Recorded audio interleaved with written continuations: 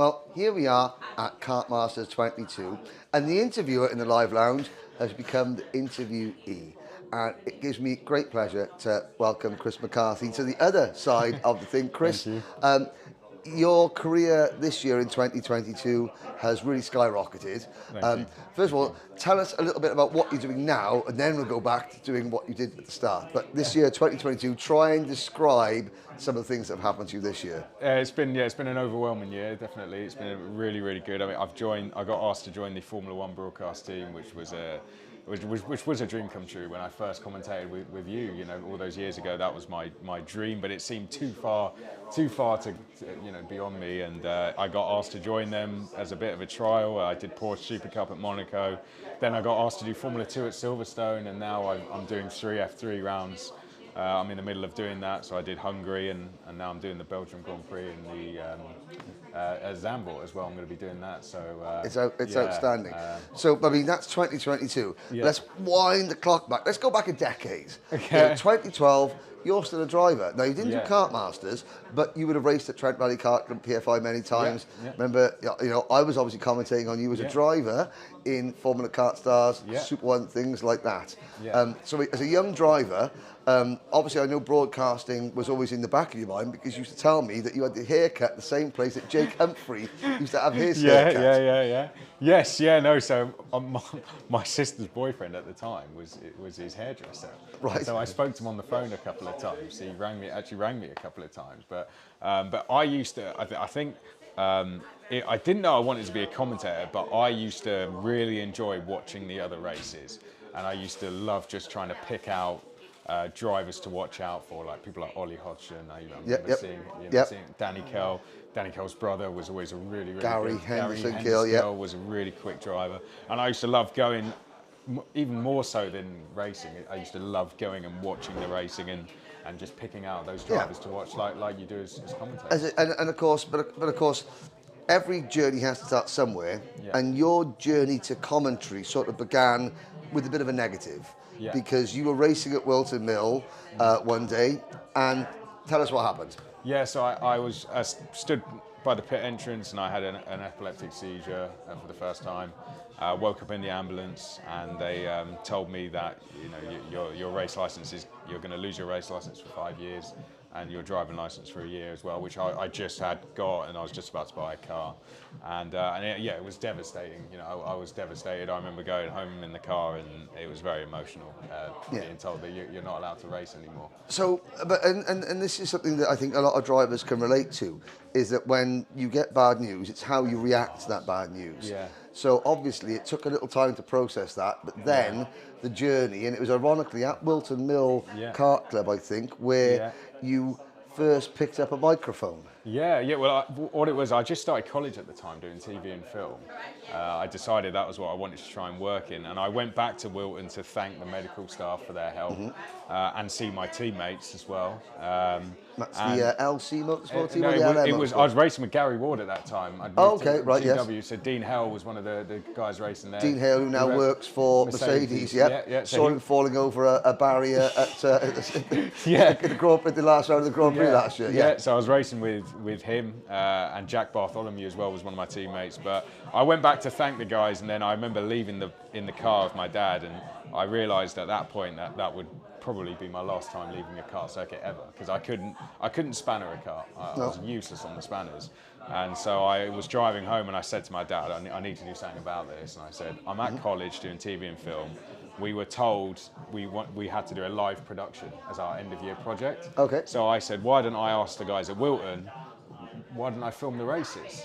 The races there never got filmed at that time. They do now to a much higher standard. Yes. But I said I used to love racing there, and I had great races that I never could watch back. So I said, why don't I go to them and say, why didn't I film these races? And of course, if you film a race, always needs a voice, a commentator. Yeah, and we went 6, so we did it. The Wilton Mill guys loved it. We did it the first time. The guys loved it. We did, I think, 6 rounds without commentary, and then my dad was like, look, you need to commentate. You need commentary, and just give it a go. So I gave it a go, and I was like, I actually like this more than the more than the filming stuff. So when I finished college, I said to Wilton Mill, can I just commentate at the circuit rather than... And they, of course, went, yes. Yeah, This is great. Now, that's 2013 or 2014? Yeah. But, so that was a club thing. Now, a lot of people won't know this, but your first major event behind the microphone was here in 2014. Ironically, it's the only Kartmasters between 2008 and today that I've missed. Yeah. Because I was doing my edu-karting program out in a different nation. Yeah. They asked me to stay on, which meant I couldn't stay and come back and do Kartmasters. So you get the call and you make your Kartmasters debut 2014. What was that like? Yeah, I mean, we were actually at Wilton Mill. I was trying to commentate, but they were having some sound problems. So I was commentating, but I don't think anyone was hearing it. But the guys at TVKC came up, and it was that day they asked me. I think the meeting was the next week. They said, do you want to come and commentate Kartmasters? Because you couldn't get back in time. So I said yes. And, I remember when I got here, actually, for the first time, I went up to the one of the balcony area. Yeah. And because we would commentate those days, we would commentate outside the VIP room at fresh air balcony, wouldn't it? Yeah, yeah. So the commentary room wasn't quite ready yet. Yes. And that was the first year we used it. But I was on the balcony area, and the guy gave me the microphone. He said, "There you go, turn it on," and I didn't. And then he came up 15 minutes later and he said, no one's hearing you, what's going on? And I was like, oh, it must not be working. I just said I was commentating for 15 minutes. It was a complete lie. And then he turned it on for me and he said, there you go. Commentate. And then he just looked at me until I started, and then I had to just start. But and again, it's one of those things that you just have to get into and go from there. Yeah. And obviously then we worked together again in 2015 on Formula Kartstars thing, and again that was the first time that we were moving around the country together, and you're learning your craft. Yeah. When you look back at that now and you look at how far you've come since then, do you think to yourself, wow, how little did I know, or how the young enthusiasm? Because the one thing about a commentator, you've got to retain your enthusiasm for the sport about we're passionate about, isn't it? I think Formula Kartstars was great because you'll remember they all had the same race suit, the same liveries as well. Yep, same karts. So the only way we could tell them, and it wasn't filmed, so the only way we could tell them apart was a crash helmet and the way they sat in the car. Yeah, and the race number. So it gives you a really good sort of eye for detail spotting the drivers. And that was, and obviously working with yourself, that was the best thing, I think, for us to be able to pick out that. So now when I watch a single-seater car, I think I'm able to quickly identify through a glove that's that driver. Because you were very, you quickly moved, stayed in karting. I remember you replaced me doing the RGMMC, the IAME Euro Series. We worked together briefly for the European Championships here. I was in the pits and all that, but then car racing came calling, and the first time that someone, I think your agency went on the phone and said, look, there's some TV work here, on not on live streaming, but on car racing. Try and describe what that was and how that felt. Yeah, I mean, I think one of the first car races I did, I remember I did a Formula Renault race, Euro Cup, at Hockenheim in it might have been 2019. Right. And that was, I loved Formula Renault. And all those drivers, they were drivers who we knew, from Formula Kartstars and things like that. And it was mind-blowing, going to commentate on those guys doing that. I think I'd done a couple of car races in this country at that point, but going to do that was unbelievable. And I absolutely loved it. And at that point, I decided single-seaters I really wanted to do. And then I joined the agency the following year, and they managed to get me the Euro Formula Open Championship, which was amazing. And you obviously must have impressed some people, because then last year, 2021, Sky Sports came calling, and they said, look, we've got some IndyCar stuff that we need you to do to fill in, and would you mind doing that? And again, that shows you why, for a commentator, any drivers out there that are looking for maybe a career beyond the seat in the media, it shows how important it is to keep abreast of all different types of racing, because suddenly, like IndyCar racing, go. Yeah, I remember you helped me massively in that. And thanks again, because it was something. There's a lot to learn in IndyCar, and it was a massive help. But it all came around through when I did Le Mans Virtual, and I got a message on Twitter through a producer, and followed it up. And next thing I knew, I was having a meeting with them, and next thing I knew, they said, "Do you want to come and come and commentate on the Detroit Grand Prix?" Detroit Belle Isle Grand Prix, and it was, and it's just gone from there, and so 2022 we sort of brushed around it earlier, but 2022 your voice is now becoming an established part of the Formula One and support race paddock. I say this, your voice has now become an established part of that paddock, which is incredible.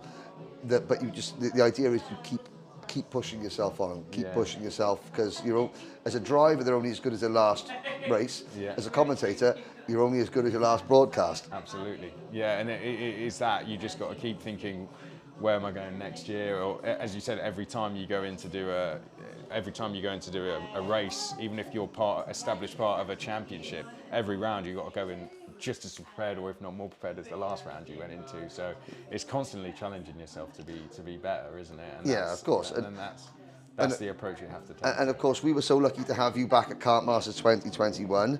Kartmasters 2022, you're here in the live lounge. Now, all day, you have been interviewing former champions of Kartmasters, and tomorrow you're going to be out on the grid speaking to the drivers beforehand. You've been asking every single driver, if they could race at any Kartmasters in any class, what would it be? So, as the interviewer now, I get to ask you that question. Chris McCarthy, please let us know. Of all the Kartmasters that have been since 1996, if you could choose one to race in, what class and what year would it be? Well, when I started racing in 2008, two classes absolutely blew me away. KF, when that came around in 2009 or 2008 was. KF2, and then KF3. And Junior TKM. Junior TKM, right, okay. I absolutely loved it. Gary Henson, Kell, Ollie Hodgson, people like that, their races at Shennington, I used to remember watching it, were so good to watch, and they went to the wire every race. However, I think for the speed and for where the drivers have gone on to, I would choose KF3 2009, because that was the first year I did Formula Kartstars, and I remember watching them in Formula Kartstars, going around the country with them and being blown away by them. So KF3 2009. Yeah. That year, Jordan King won the final. And I'm actually going to be commentating with Jordan King. And in second place was a young man for the Racing Steps Foundation called Jake Dennis. Wow. But what nobody remembers is that Jake Dennis started 26th in that race. Wow. And came through, he had a crash in the pre-final and came through from 26th, and he was passing people like, Ash Sutton was in that grid. There was a whole host of drivers that have gone on. Yeah. And I remember his dad, Steve, was standing there, and of course I'm commentating from the balcony at that point, the open air balcony, and his dad, Steve, was standing right below him, and his dad, Steve, that's Jake, that's my son, he's the magic man. Yeah. And forever, for me, Jake Dennis has been the magic man. He came through to finish second behind Jordan King in that race. It was a classic race. Good choice. Yeah. Well, I was going to say, if I was racing in it, he would have been third. Oh, there we go, of course. There you go. Well, Chris McCarthy, thank you ever so much. We wish you all the best again. Thank you. I think your story says is that from every negative has to come a positive, and how positive that positive is down to your own individual dedication and drive, and that goes for commentators, drivers, mechanics, anything. So thank you very much, Chris McCarthy. Thank you. And we'll see you out on the grid tomorrow. I really appreciate that. Thank you very much for having me.